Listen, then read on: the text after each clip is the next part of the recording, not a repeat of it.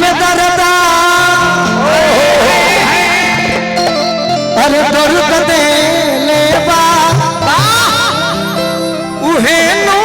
दी दवाई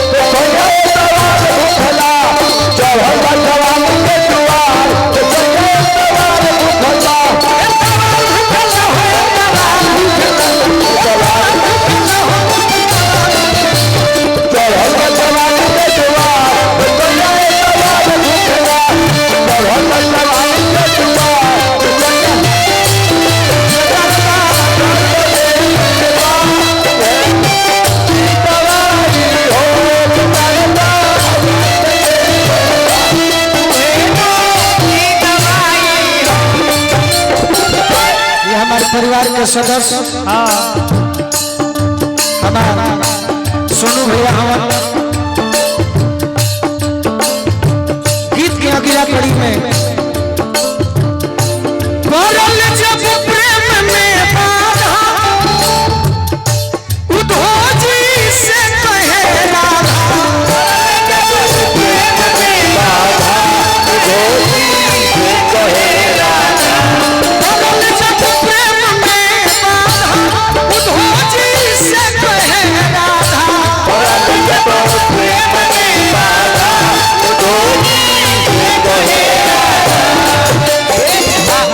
परल जब प्रेम में बाधा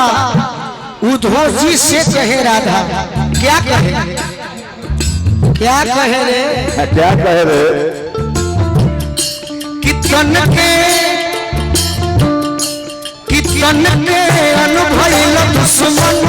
महुरे बनलाई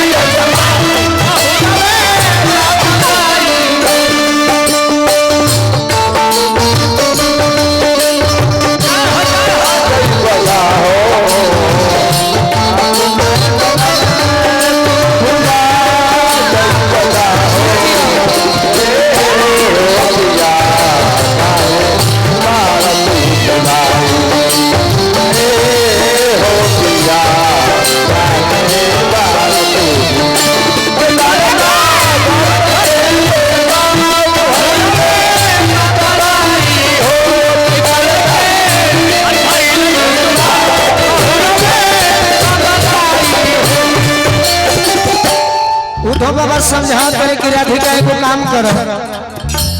आज के कलयुग है बहुत छोटे बाबा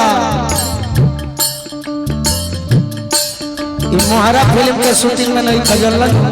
तो हरा फिल्म की शूटिंग है। अरे हमारे भाई तो लोग तो एक चेहरा के बड़ा लोग तो हर नाम में भूले ले तो कृष्णा हो कि बलराम हो सही बात हम तो मित्र को बाकी नामवा जानो एगो को हम भैया भैया एक मिनट नंजनी भैया गोलू भैया भाई एगो कलाकार ना एगो व्यवहार के बहुत नेक इंसान और यारा उधो बाबा जाके पूछलन कि राधिका काहे मन मार के बैठल बड़ी तहरा अगर दिल में दर्द होखे भैया हाला मत करी सर हमार तनी शांति से सुन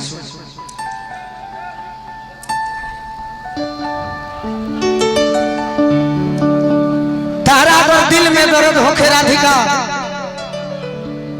तैयारा जिला छोड़ दो